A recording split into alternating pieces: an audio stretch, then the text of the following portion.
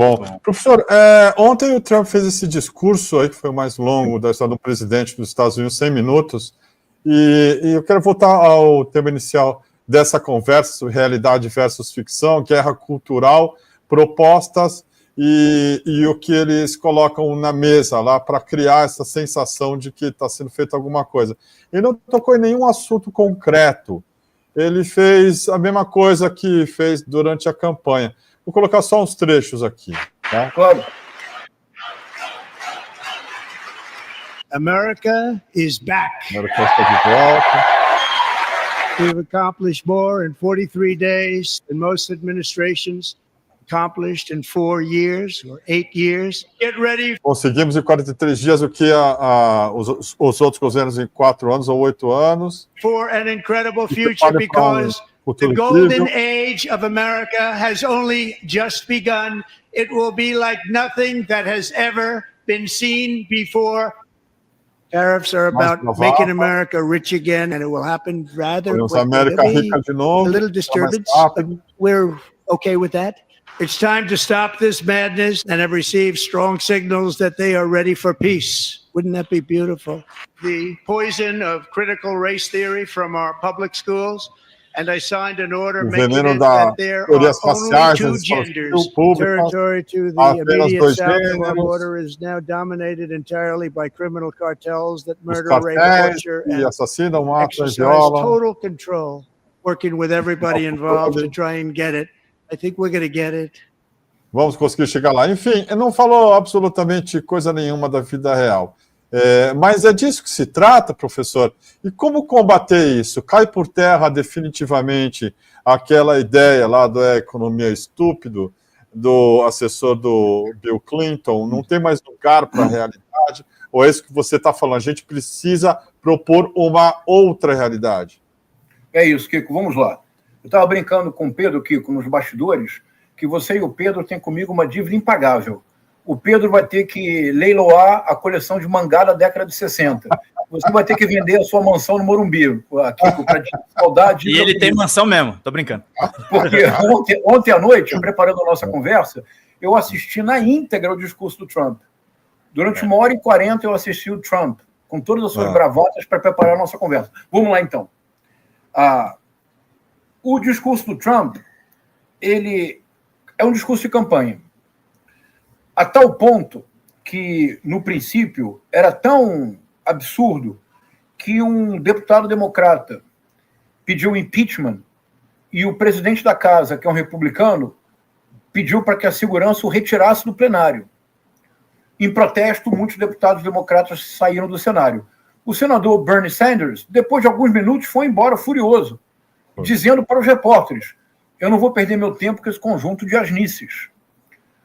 O Trump anunciou que ele disse, very soon, que o canal do Panamá voltará a ser norte-americano. E disse, nesse momento, o Marco Rubio, que seria o ministro das Relações Exteriores, o equivalente, está tratando disso com o presidente do Panamá. Pouco depois, o presidente do Panamá deu uma entrevista dizendo que nunca ele tratou do assunto com o Marco Rubio. Eles estão falando de outros temas. Ele disse que a Groenlândia, que ele apoiaria o separatismo da Groenlândia. Há uma pesquisa que foi divulgada, um percentual elevado dos groenlandeses não deseja se tornar norte-americano. E o primeiro-ministro da Dinamarca reiterou o que ele já havia dito várias vezes. A Groenlândia não está à venda e não existe possibilidade imediata de separatismo. O Trump disse que, finalmente, os atletas trans não poderão competir, que mulheres trans não poderão competir no esporte norte-americano. Eu vi uma pesquisa recente, a porcentagem... mulheres trans são homens que fizeram tratamento normal, hormonal, após se identificarem como mulheres, e que algumas competem em esportes femininos. E que é muito polêmico. A porcentagem, Kiko, é, assim, 0,0007% da presença de mulheres trans no esporte feminino. Ou seja, é um não problema. Literalmente é um não problema. Que eles transformam como se fosse a própria realidade. Não é. É algo, não é nem sequer residual, do ponto de vista estatístico, não é sequer relevante, não é considerável. Do ponto de vista da economia, o Trump insiste numa figura de linguagem que é o tempo todo uma comparação com um passado que ele adultera para um futuro que ele imagina. Então, o tempo todo ele diz: a América será greater than ever before, a América será maior do que jamais foi, a nossa economia será mais próspera do que nunca na face da Terra. É uma espécie de superlativo constante para compensar o fato concreto de que existe uma série de ilegalidades sérias no governo. Por exemplo, eu não sei se vocês se deram conta, Kiko, mas ontem no discurso ele cometeu um erro político gravíssimo, que deverá... Ele se dirigir... Como acontece sempre quando ele se dirige à nação, sempre eles têm pessoas nas galerias em que eles se referem. É uma forma que eles têm de humanizar o discurso. Em vez de ficar puramente abstrato, eles dizem: e tal pessoa que aqui se encontra, e faz uma menção que é uma menção política. Ele mencionou o Elon Musk, dizendo que o Elon Musk está na plateia. O Elon Musk, que é responsável pelo DOGE, que é o Department of Government Efficiency, ele disse, literalmente, DOGE headed by Elon Musk, ou seja, o DOGE, esse Departamento de Eficiência Governamental, capitaneado, liderado, comandado pelo Elon Musk. O que ele havia negado, houve um juiz federal que fez uma inquisição formal ao presidente da República para saber o estatuto do Elon Musk. Por que isso é importante? Isso é bem importante para a audiência brasileira. Ninguém tem obrigação de saber o que eu vou dizer agora. É bem importante o que eu vou dizer agora. Kiko, vamos lá. Só passar claro, por isso aqui. Por favor.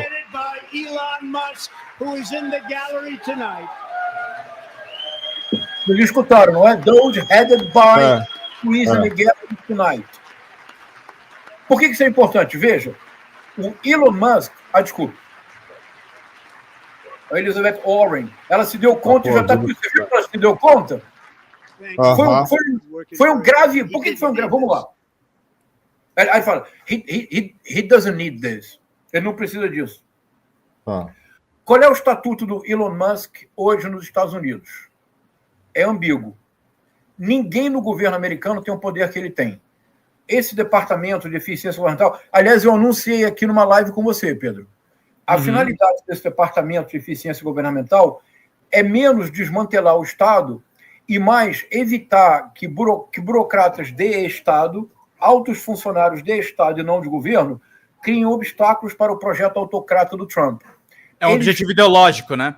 É isso. Ideológico e institucional. Imaginemos que um alto funcionário recebe uma ordem. Ele diz, não, desculpe, mas a Constituição não me permite. O Trump e o Elon Musk já disseram, esse funcionário será demitido do serviço público. Porque na primeira gestão do Trump isso aconteceu muitas vezes. Então a função do DOGE é fazer com que a burocracia estatal se curve ao projeto autocrata do Trump. É isto. Perfeito. Agora vamos lá. Qual é o problema? É que o Elon Musk é um ministro informal. Como assim informal? Ele tem todo o poder, mas não existe uma portaria de nomeação do Elon Musk. Por que não existe, Kiko, uma portaria de nomeação do Elon Musk? Conflito de interesse? Não, porque também, mas esse é o terceiro ponto. Primeiro ponto. Ele teria, como o Robert Kennedy Jr. e todos os outros, de passar pela sabatina do Senado. Claro. 2, você só passa pela sabatina do Senado se você entregar a íntegra da sua declaração de imposto de renda. 3, identificando voluntariamente, o que é muito importante na lei americana. Isso é importante, de novo, a audiência brasileira não tem que saber. Há um princípio na lei americana que é o princípio da leniência. Quer dizer assim, eu fui aluno, dei aula nos Estados Unidos. Se eu chego nos Estados Unidos e digo, eu sou o rei do Brasil, se eu coloco um documento oficial, eu sou o rei do Brasil, ninguém vai me pedir um atestado, um certificado, mas quando descobrirem que eu não sou o rei do Brasil, eu estou acabado, Kiko, acabei. Eu não existo mais para aquela instituição. Então, se eu disser, eu tenho doutorado em Stanford, eu não vou me pedir o diploma, como se pede no Brasil. Mas se ficar comprovado que eu não tenho, acabou minha vida. Então, o Elon Musk, se ele for nomeado, ele precisa voluntariamente apresentar possíveis conflitos de interesse. São muitos. a fortuna do Elon Musk não existiria sem um Estado americano, Kiko. Me expresso mal. Uma parte desta fortuna. Porque o Elon Musk recebe aproximadamente por dia algo em torno, acredite no que eu direi agora, 100 milhões de dólares do governo americano. Como assim? Porque ele tem contrato com a NASA, ele acabou de fechar um contrato para fornecer blindados Tesla para o governo americano. Uma parte considerável da fortuna do Musk foi feita a partir de contratos com a NASA, por exemplo, com o Pentágono. Então, o Elon Musk, hoje, o Trump o denomina Special Agent. Ele é um agente especial do governo, sem uma nomeação oficial. Sabe qual é o problema disso? É um problema legal e constitucional. Por exemplo, há muitas agências que o Elon Musk quer fechar, que são agências, como, por exemplo, no Brasil tem a Anvisa, a agência, a ANAC. Há muitas agências que o Elon Musk... É isso, olha só. Tá vendo, Kiko? Isso é conflito de interesse, Kiko. Muitas dessas empresas processaram o Elon Musk por problemas no prazo de entrega, etc, etc. Todos esses burocratas que processaram o Musk, ele vai demitir. Como o Trump já disse que fará com os juízes que foram contra ele, disse que serão demitidos do Serviço Federal. Pois bem, então, uma agência criada pelo Congresso, nos Estados Unidos, para que haja uma agência como as nossas agências de regulação, Anvisa, ANAC, ela não é criada por ato executivo. Ela é criada pelo Congresso. Pela Constituição norte-americana, uma agência dessa pode ser desmantelada completamente? Pode, se o Congresso votar. O Executivo não pode desmantelar uma agência criada pelo Congresso. Há uma agência muito importante, que é a chamada Agência de Proteção ao Consumidor e Atividades Financeiras, que foi criada pelo Barack Obama em 2011, a partir de uma ideia de uma então professora de Direito em Harvard, a Elizabeth Warren, esta senadora que apareceu tuitando depois de ele dizer que o Elon Musk é o head do Doge. A ideia desta agência é uma agência independente, autônoma, cuja finalidade é proteger o consumidor americano de fraudes bancárias e fraudes imobiliárias, como a que levou à crise mundial de 2008. Foi uma agência criada em 2011 para regular essas ofertas. Qual é o principal alvo do Elon Musk e do Trump? Esta agência. Mas ela foi criada em 2011 por uma lei do Congresso para proteger o consumidor. Ela não pode ser desmantelada pelo Elon Musk. Agora, eles podem? Podem. Qual será o problema? Se, por exemplo, 100 ou 150 funcionários públicos demitidos se reunirem e contratarem uma firma de advogados poderosa nos Estados Unidos, será o maior processo da história contra o governo americano. Isso é quebra de contrato. Veja, eu sou o professor titular da UERJ. Em 2017, eu era professor da UERJ e era presidente da Associação Brasileira de Literatura Comparada. Nós estávamos há 5 meses sem receber salário, porque o pesão tudo fez para destruir a UERJ. Como presidente da Associação Brasileira de Literatura Comparada, eu tinha que organizar o maior congresso da área da América Latina na minha universidade. Várias universidades em solidariedade me ofereceram o campus, porque a UERJ não tinha condições de fazê-lo com 5 meses de atraso. Mas eu sou tinhoso. Eu falei, eu vou fazer aqui e vamos fazer o maior congresso da história da associação. Colocamos 4.000 pessoas na UERJ. Coletamos 3 toneladas de alimento, que foram dadas as toneladas de alimento para os funcionários terceirizados e funcionários técnicos administrativos. Porque professor tem mais gordura para queimar, mas funcionário técnico administrativo não. Todos receberam bolsa, como é que chama isso? A cesta básica.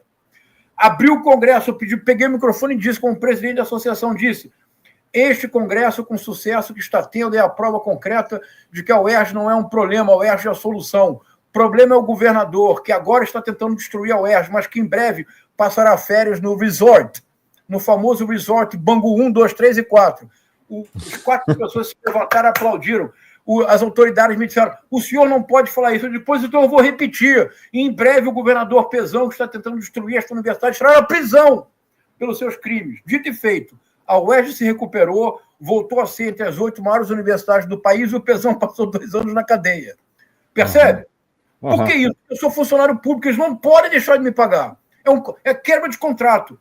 O que o Elon Musk está tentando fazer nos Estados Unidos é inconstitucional. uma agência criada pelo governo, pelo Congresso, só o Congresso pode desmantelar. Eles não podem fazer harassment com funcionário federal, porque há um contrato implícito nisso. Kiko, anote o que eu estou dizendo. Em breve, nós veremos alguns dos maiores processos da história dos Estados Unidos contra Elon Musk e contra o governo federal norte-americano. Desculpa, eu me entusiasmei aqui, mas eu fico muito indignado com essa situação.